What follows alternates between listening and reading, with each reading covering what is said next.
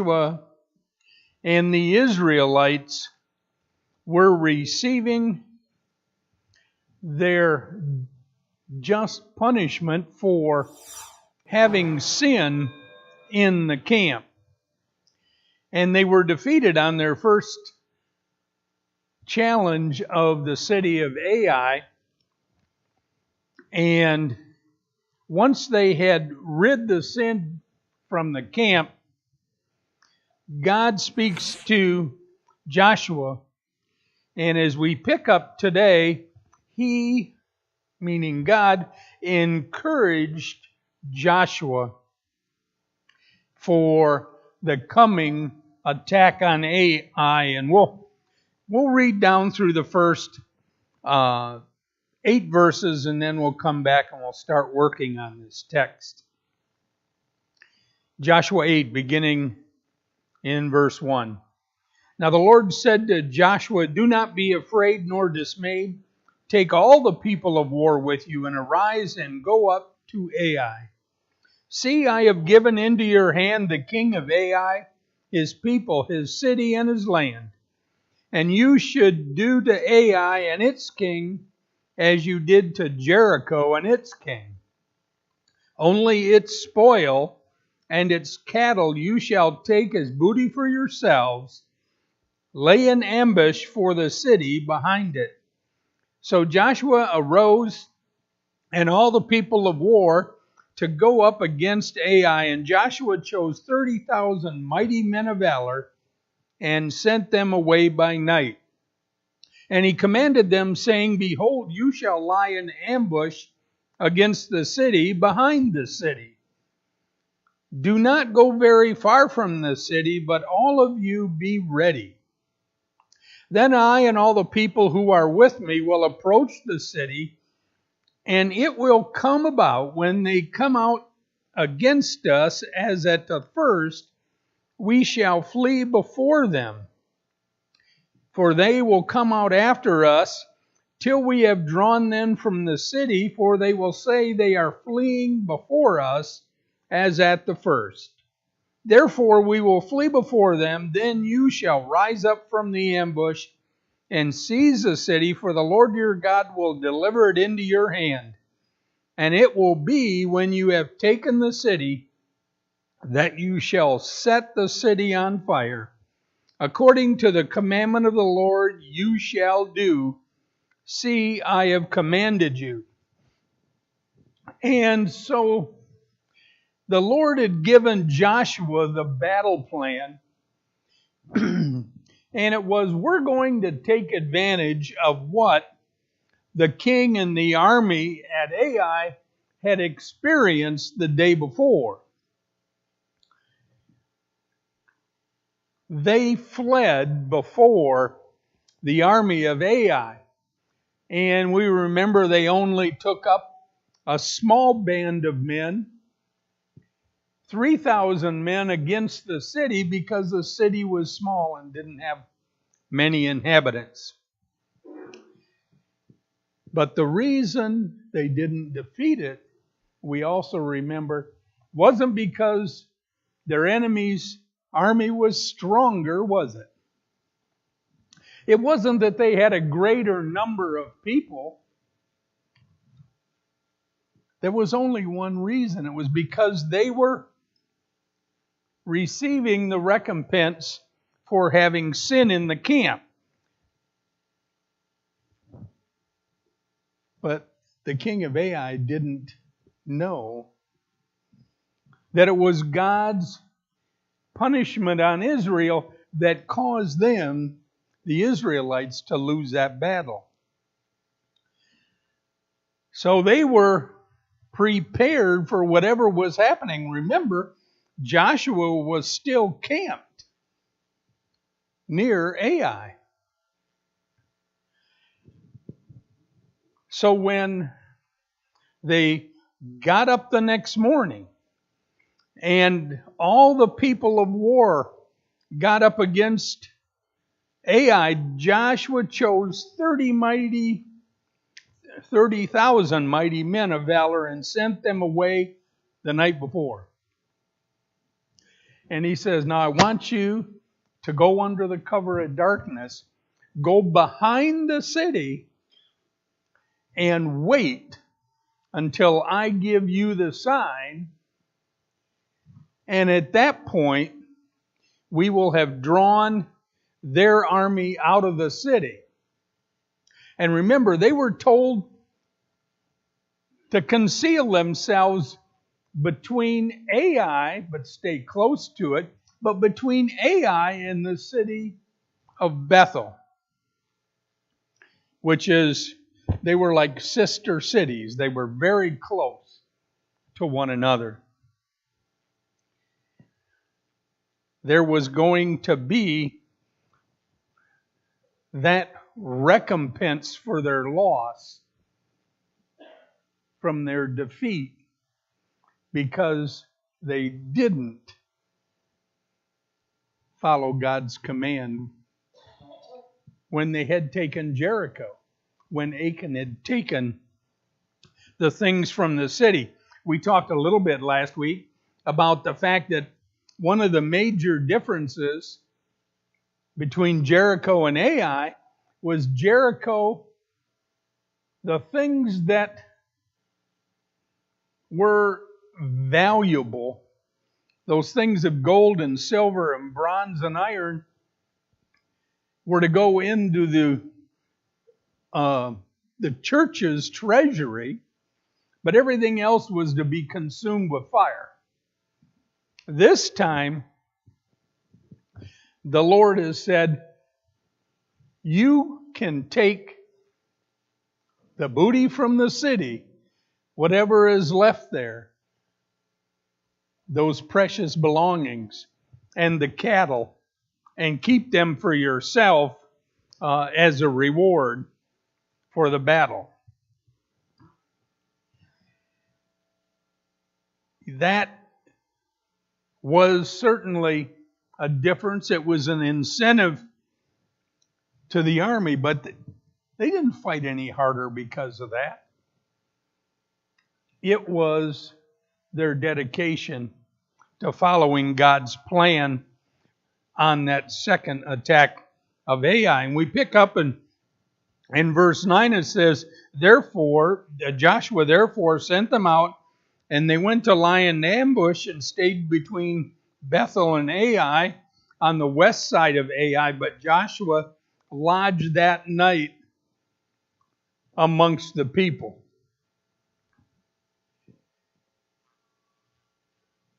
You know, when something seemingly of no great import, but it is included in the scriptures, you kind of ask yourself, why is that there?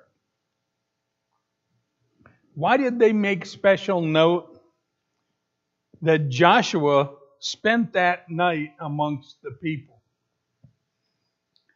It kind of sounds like perhaps that was not his normal way of doing things. He didn't normally spend them with the battle. He probably stayed with his family. Lorna. In some of the other translations I read, it said that he spent the night with the rest of the troops, which would make sense. Yeah, with the troops. Yes. And it was kind of makes you wonder if he hadn't normally spent it with his family, his tribe, that kind of thing. Ricky? Russ, in keeping with what you just said, if something's in there, you kind of ask yourself why. But we asked this question, I think, last week, and I don't know if we got a definitive answer in regards to here. It makes mention that God told Joshua what to do, how to do it, and what he was allowed to keep. But when Joshua went against Ai the first time of his own, there's no mentioning of that. You know, as if he just, hey, we took whatever. I know we can take this little small city. And he acted upon his own, because it doesn't seem like God would give Joshua specific instructions to go out knowingly to fail, or maybe he did, to teach him a lesson. But there's no mentioning of that. So you have to say did he do it on his own, or was he instructed to do it, or he just felt like it was something he needed to do? And you know, Well, I can't give you a definitive answer because the scriptures don't give one to me. But I can say that I think God had given Joshua the plan to go against the city, because that was the practice of Moses when he was moving the Israelites through the promised land, when he brought them up to the Jordan, when Joshua had taken them across. God had given them instructions on what and how to do it. We received a lot more detail this time because it was something that was different.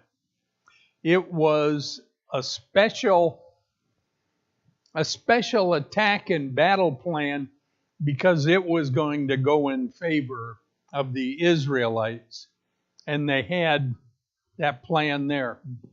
Brian, if we could.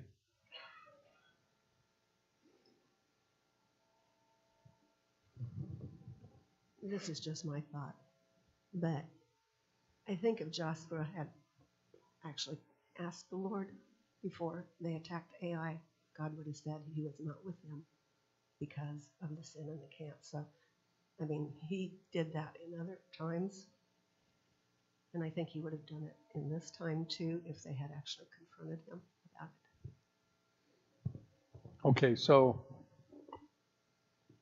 Okay. Did everybody hear that? Sheep?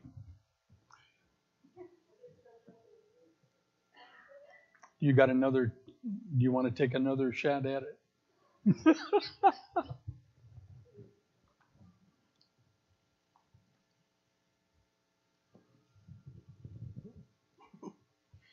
I said it's my opinion that if they had confronted God to begin with, God would have said, I'm not with you because there's sin in the camp.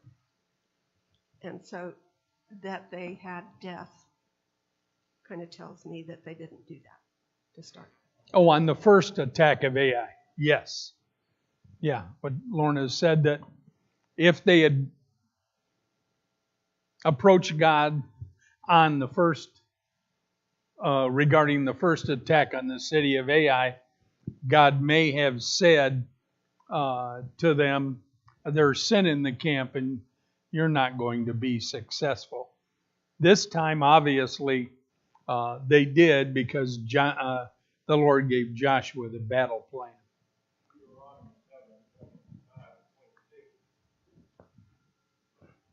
Okay.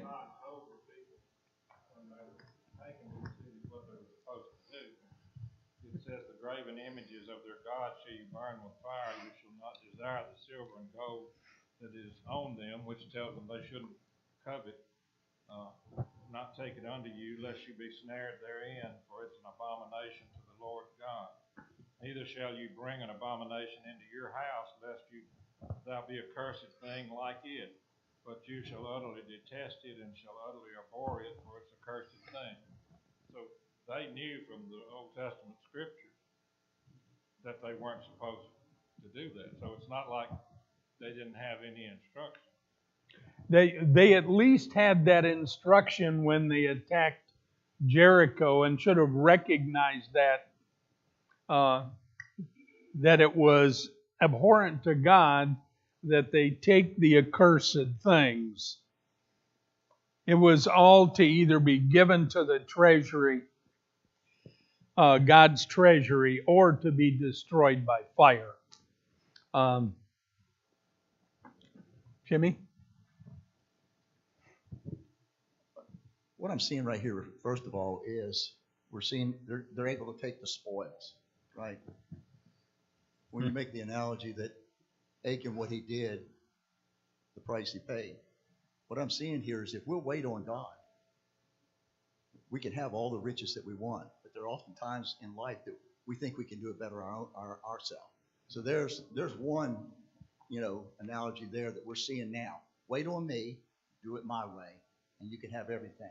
Had Achan done that, that's what he would have got. Here we see another similarity here is Joshua's going to be near his people. It's a crucial time of leadership.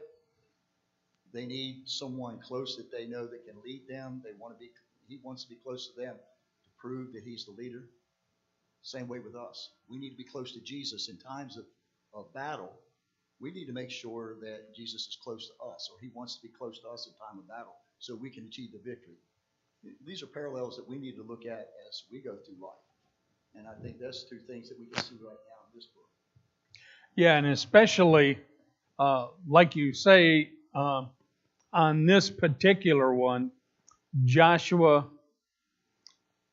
had received encouragement from the Lord for him, and he was trying to encourage the troops that they could trust in him and trust in God, because God had given them, through Joshua, the guarantee that they were going to take Ai. Now, the guarantee in Jericho was, if you follow my commands, you will be successful. Some of them, at least, did not follow his commands, and they were not successful when they went against Ai the first time. Because remember, the sin was after the battle of Jericho. So yes, I think we can take that as a parallel to us today.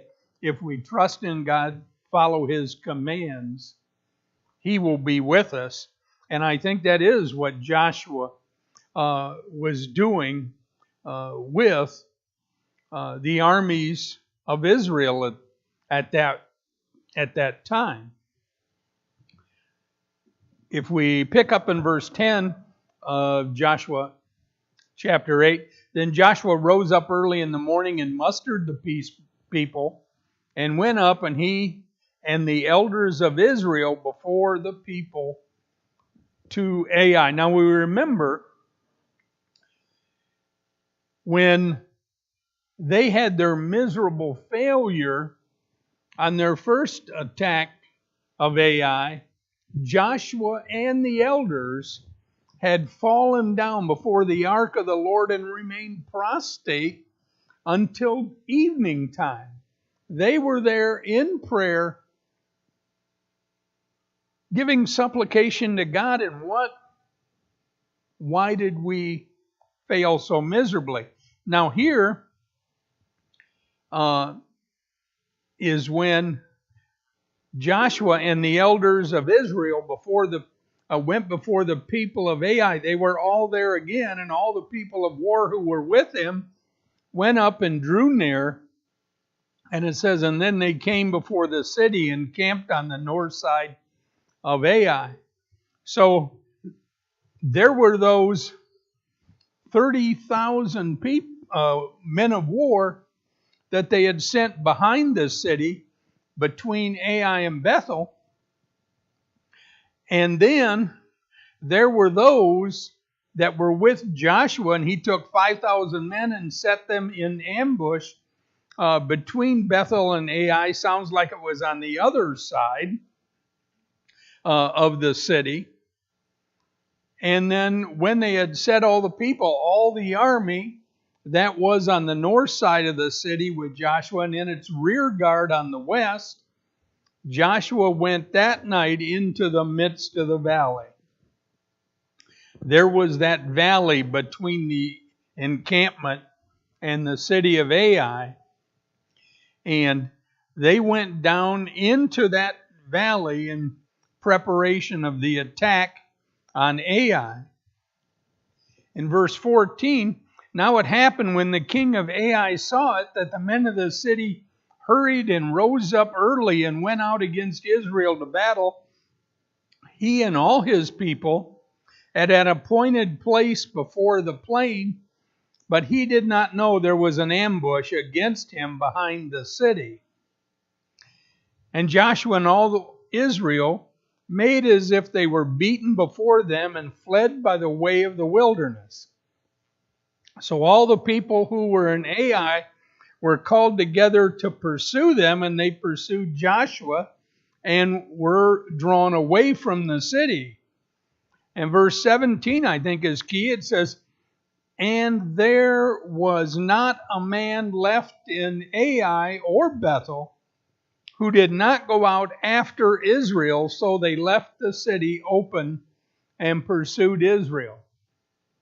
So it wasn't even just the men, just the army in that smaller town of Ai, but all the people from Bethel also had joined in to pursue the Israelites.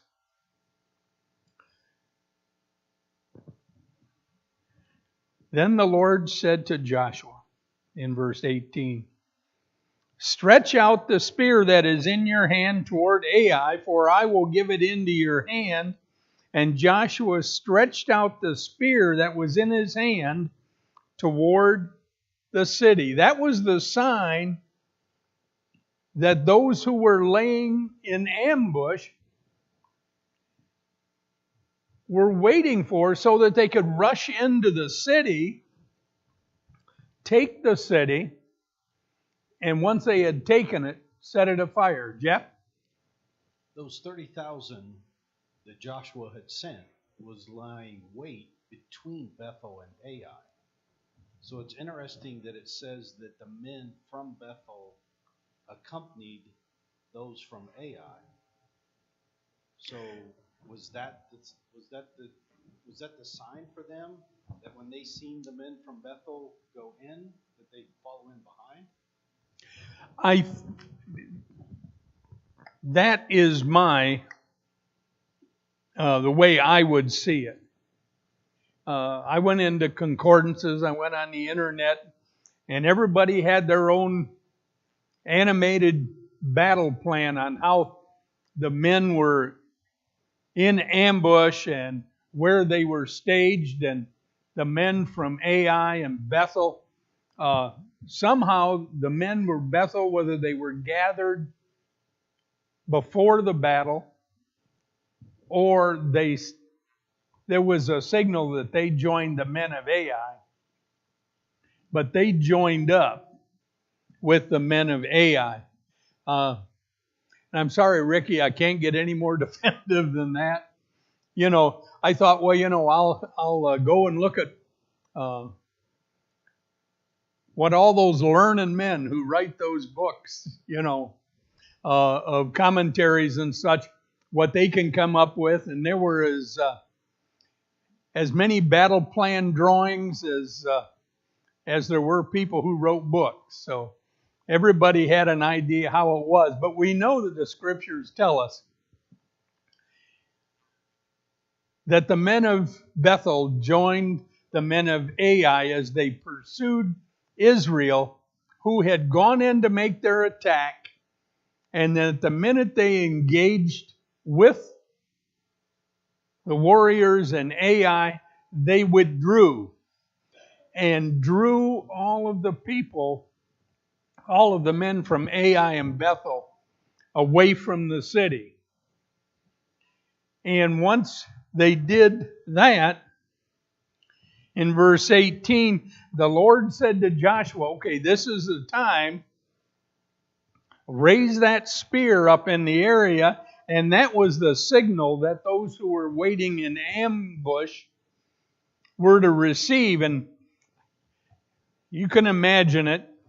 The city of Ai and the encampment of the Israelites, and there was a valley in between.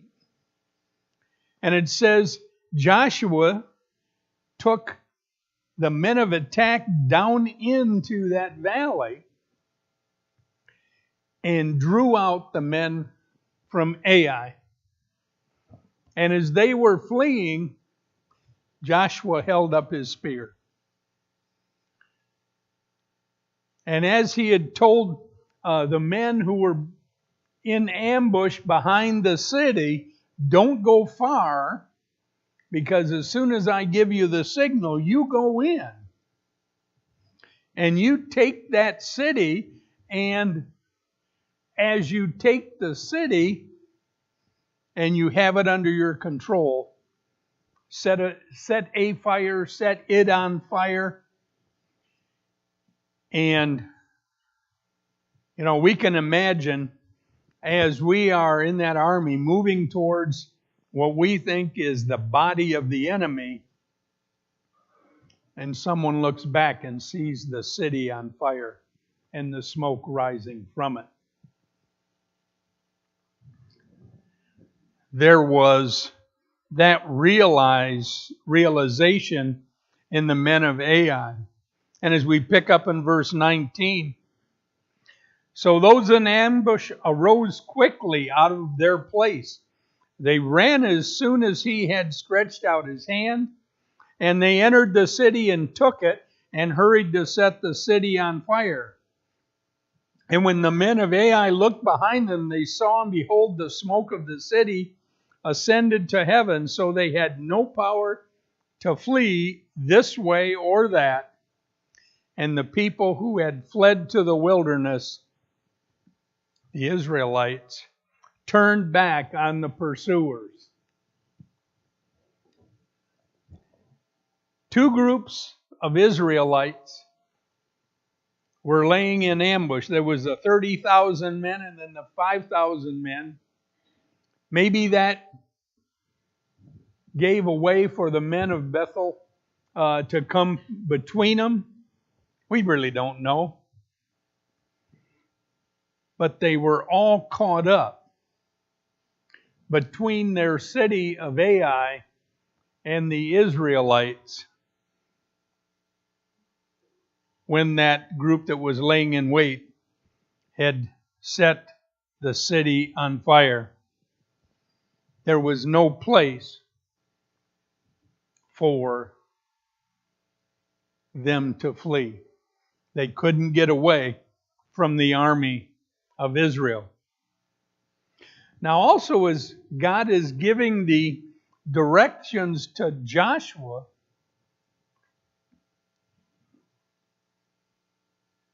there was a little difference in how his directions for the king of Ai and the king of Jericho to be handled, wasn't it? What did he say about the king of Ai?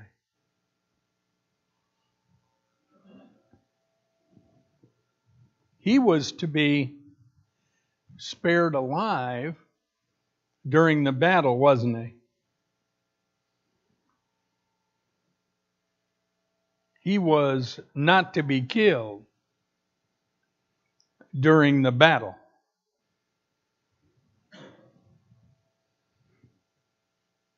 He was actually, we're going to see in a little bit,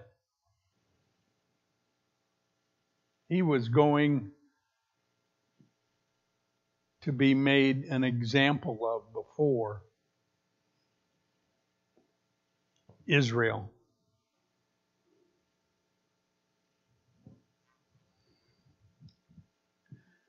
Verse 22.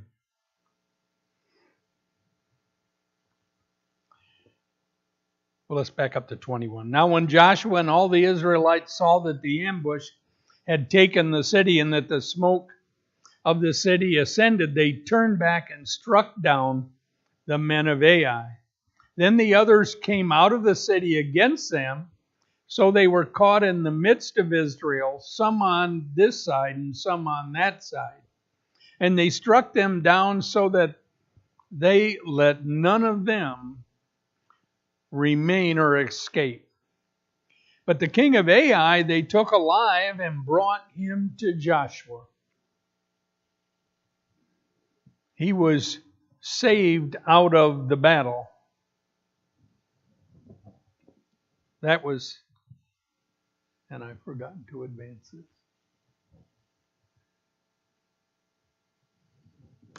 As I often do. So they had saved the king of Ai out of the battle, And then they brought him to Joshua, as we see in verse 23. And it came to pass when Israel, going on to 24, had made an end of the slaying of all the inhabitants of Ai in the field, in the wilderness where they pursued them, and when they all had fallen by the edge of the sword until they were consumed, that all the Israelites returned to Ai and struck it with the edge of the sword. Who was left in the city? Those who were not in the battle, not the fighting. The young, the old, the women, who would have still been in the city. The ones that did not come out to battle to pursue Israel at the time. God's instructions to Israel was when you go into battle with the Canaanites, those who are in the promised land, that you are to destroy everything. Leave none alive. Now today we'd probably find that pretty harsh, pretty cruel. Destroy them all. Man, woman, and child. We see, though, that as we think about the trouble that those in the promised land had caused the Jewish people problems for the next 400 years, was that they intermarried.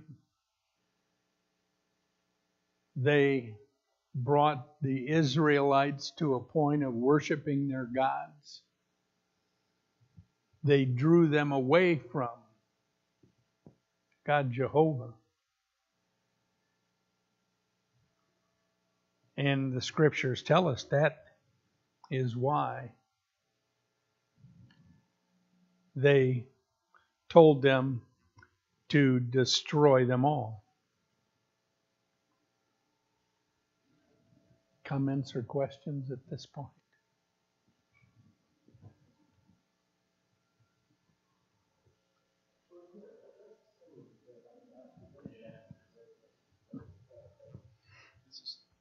This is similar to today with Christians. We're supposed to, when we go on the offensive with Satan, we're not supposed to take any prisoners. We're supposed to go all out. We're supposed to defeat the enemy completely. And it becomes a cycle with us. Obedience, victory, victory leads to blessings, and then pride and disobedience, and it's a complete cycle. So every time we go out and we're confronted, we're supposed to destroy the enemy completely. How do we do that? Prayer, the word, various other things. So I think there's a great lesson here for us, that when we go into battle with Satan in our everyday lives, we take no prisoners. It's complete annihilation of Satan. If not, then we let him have at least a foothold into our lives every day. So, I think there's a great, correlation between what's happening here and how we do battle every day in our everyday lives with Satan. Listen to God, do it His way, and you'll be victorious. But you cannot leave room or space for anything. You take what spoils, from that victory that you can take. But after that, everything else that Satan has tried, and he'll use the same plan over. You'll see that the plan that Ai used there, that battle plan, was the same one they had used before. They had used the same one before. And that's the way Satan will do. He'll continue to use the same plan on us over and over and over till he's defeated. And you see that's why Joshua changed his battle strategy. He didn't go in with 3,000, he went in with 30,000. Why? He used all his resources this time. He wasn't going to do it halfway. He used all the resources that were available. And that's with us.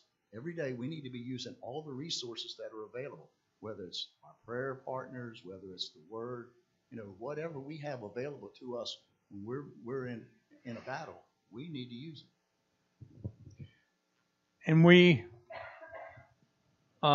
remember what Stephen often says in his lessons, that when someone is being converted, they ask, well, what is going to change in my life once I'm converted? And it's, as Stephen tells them, everything. And that is parallel to what you had said, Jimmy. Everything changes. Everything, all that sin in our lives is to be destroyed and set aside. We've been forgiven of our past sins, and everything must change, or we continue to fall back in to those old ways of life. We get caught up in remembering, I think, sometimes that green grass and that pasture draw us back away from God. Ricky? Russ, you're right. But would you agree also, kind of like with Joshua in the camp, there's some house cleaning that needs to be done. Joshua couldn't understand why they were not able to defeat such a small entity, because he had some, I guess, quote unquote, dirty laundry in his house that needed to be cleaned up. But it wasn't until he seeked God and asked, what's going on? What is it? That he found out, you got some house cleaning to do. And once you clean house and get back in favor with me, then you'll see that you will be successful. I guess we could ask ourselves that question sometimes. Sometimes we pray, sometimes we want things, we try to do things on our own. We think that if we get the best education in the world, we will be successful, without a doubt. And we just can't understand why we're not being successful. Yeah, and sometimes being worldly successful is not the same thing as being spiritually successful. We can do all those things with our own power, but doesn't necessarily lead us to a more godly life, which is what we're looking for. As we see here again, picking up in verse 24, we'll go 24 through 26. And it came to pass, when Israel had made an end of the slaying all the inhabitants of Ai in the field and in the wilderness, where they pursued them, and when they all had fallen by the edge of the sword until they were consumed, and all the Israelites returned to Ai and struck it with the edges of the sword, so that it was that all who fell that day, both men and women, were 12,000, all the people of Ai. For Joshua did not draw back his hand with which he stretched out the spear until he had utterly destroyed all the inhabitants of Ai. He understood that God told him to utterly destroy all the inhabitants of Ai. And all of those inhabitants, men and women, we're presuming it's going to be men, women, and children, that were destroyed that day were 12,000 people, all those of Ai. Now, Joshua, the second time they attacked, had an overwhelming force of Israel that went in and took the city and destroyed it. And the only thing that was left was the livestock and the spoil of the city, which went to Israel's inhabitants. When we look at their first defeat in the city of city of Ai, what was Joshua's concern about Israel's loss to the army of Ai? Their reputation of the Israelites, God's holy people, if all those inhabitants around hear and see that God's army was destroyed by this small group of fighting men, they will come in and utterly destroy us. Now that concern is taken away, isn't it? They saw not only the size of the army, but God's wisdom in planning that battle, that His hand was with them and they utterly destroyed them in front of them. That was all set aside. Verse 27 says, only the livestock and the spoil of that city Israel took as booty for themselves, according to the word of the Lord, which He had commanded Joshua. So Joshua burned Ai and made it a heap forever, a desolation to this day. And the king of Ai, he hanged on a tree until evening. And as soon as the sun was down, Joshua commanded that they should take his corpse down from the tree, cast it at the entrance of the gate of the city, and raise over it a heap of stones that remains to this day. There was a demonstration of the power of God's army and a lasting reminder for them. And we're going to stop there, and we'll pick up there next week at verse 30. Thank you very much.